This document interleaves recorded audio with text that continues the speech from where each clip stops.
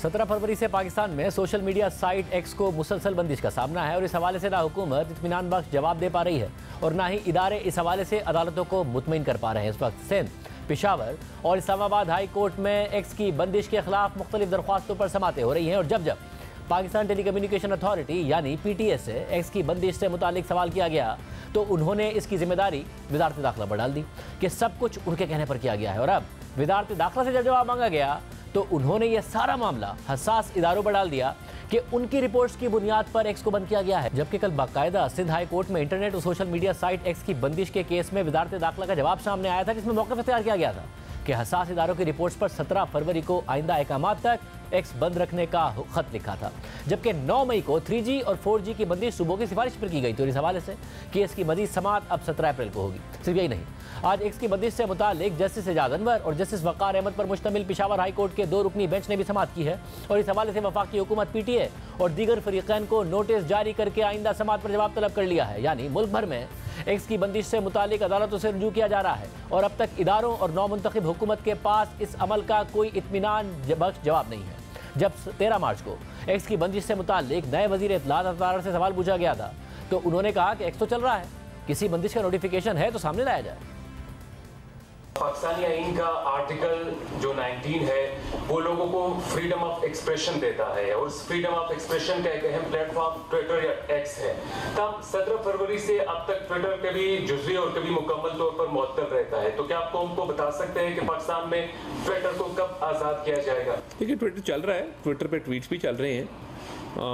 कोई बंदिश का कोई नोटिफिकेशन है तो आप मेरे इल्म में ले आए, उस पर फिर बातचीत कर लेते हैं।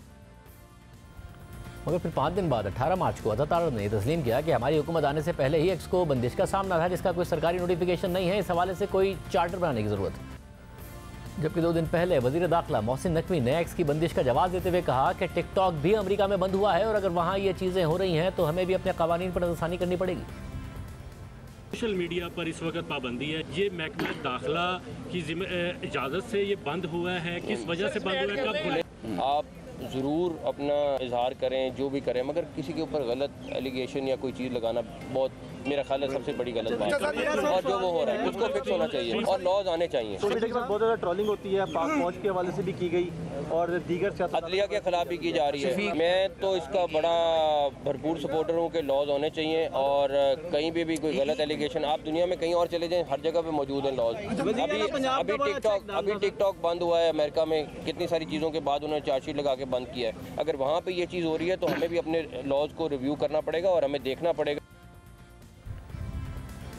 हुकूमत के पास कोई वाज़ेह जवाब मौजूद नहीं है और अब वज़ीर दाखिला बाकायदा एक्स की बंदिश का मवाजना अमेरिका में टिकटॉक पर पाबंदी से मुतालिक कानून से कर रहे हैं, मगर वज़ीर दाखिला शायद ये बात नज़रअंदाज कर रहे हैं कि अमेरिका में अब तक टिकटॉक पर पाबंदी नहीं लगी है और ना ही अमेरिका में टिकटॉक पर पाबंदी से मुतालिक बिल तनकीद की वजह से लाया गया है और ना ही अमेरिका ने अदालती अहकामात की खिलाफ वर्जी करके ऐसी किसी बंदिश को लागू किया है, बल्कि इसका बराह रास्त ताल्लुक अमेरिका और चीन के तनाज़े से है। और अमेरिका में बहुत से कानून साज और इंटेलिजेंस हुक्काम ये समझते हैं कि टिकटॉक की मिल्कियत जिस चीनी कंपनी के पास है वो अमेरिकी सारिफीन के डेटा को चीनी हुकूमत तक रसाई फराहम कर सकती है और अमेरिका में इस हवाले से जो बिल लाया गया है उसमें टिकटॉक पर गैर एलानिया पाबंदी नहीं लगाई गई है, बल्कि टिकटॉक की कंपनी के मालिक को ये ऑप्शन दिया गया है कि वो उसकी मिल्कियत से दस्तबरदार हो जाए, बसूरत दीगर उस पर पाबंदी लगाई जाएगी। और इस अमल पर भी अमेरिका के कानून साजों को तनकीद का सामना है और ये तनकीद कोई और नहीं बल्कि खुद अमरीकी शहरी कर रहे हैं और अब तक टिकटॉक के पास ये ऑप्शन भी मौजूद है कि वो किसी भी मुमकिन पाबंदी के खिलाफ अदालत से रुजू करे और अगर अदालती अहकामात उसके हक़ में आते हैं तो अमरीकी सदर भी उन अहकामात की खिलाफ वर्जी नहीं कर पाएंगे।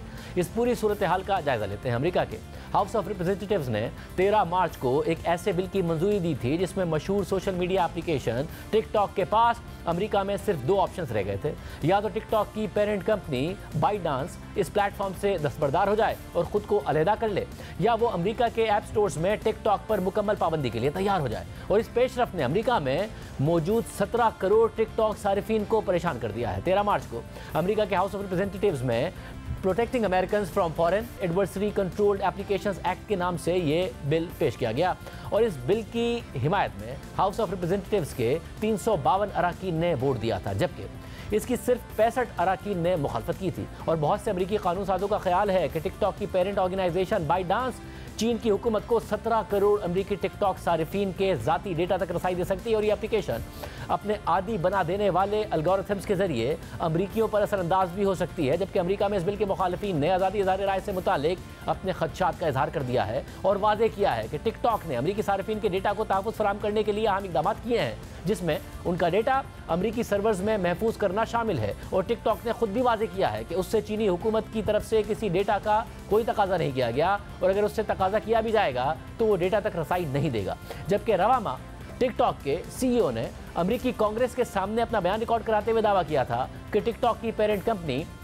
बाइटडांस ना ही चीनी हुकूमत की मिल्कियत में है और ना ही चीन की हुकूमत उसे कंट्रोल करती है। मगर नाकदीन का दावा है कि चीनी हुकूमत के रेगुलेटर्स की यह हिस्ट्री रही है कि वो इलाकाई टेक फर्म्स पर क्रैक डाउन करें और चीनी हुकूमत ये सलाहियत रखती है कि वो बाइटडांस को अमरीकी सारिफीन का डेटा शेयर करने पर मजबूर कर सके। जबकि टिकटॉक ने इस बिल पर वोटिंग से पहले एक मुहिम चलाई जिसमें कुछ सारिफीन के जरिए खबरदार किया गया कि यह बिल 17 करोड़ अमरीकियों को इज़हार राय के उनके आईनी हक से महरूम कर सकता है। मगर अमरीकी हुकाम का मसला सिर्फ अमरीकी सार्फिन का डेटा नहीं है, बल्कि अमरीकी इंटेलिजेंस हुकाम को लगता है कि चीन टिकटॉक के जरिए रवां साल होने वाले अमरीकी सदारती इंतखाबात पर भी असरअंदाज हो सकता है। अमरीका के नेशनल इंटेलिजेंस के डायरेक्टर ने गुज़िश्ता दिनों इंटेलिजेंस कमेटी की समाअत के दौरान ये बयान दिया था कि अमरीकी इंटेलिजेंस हुकाम इस इम्कान को रद्द नहीं कर सकते कि चीन 2024 के अमरीकी इंतखाबात पर असरअंदाज होने के लिए टिकटॉक का इस्तेमाल कर सकता है। जबकि इससे पहले अमरीकी इंटेलिजेंस एजेंसीज ने अपनी रिपोर्ट्स में अमरीका के 2022 के मिड टर्म इलेक्शंस पर असरअंदाज होने से मुताल्लिक टिकटॉक के इस्तेमाल पर अपने खदशात का इजहार किया था और कहा था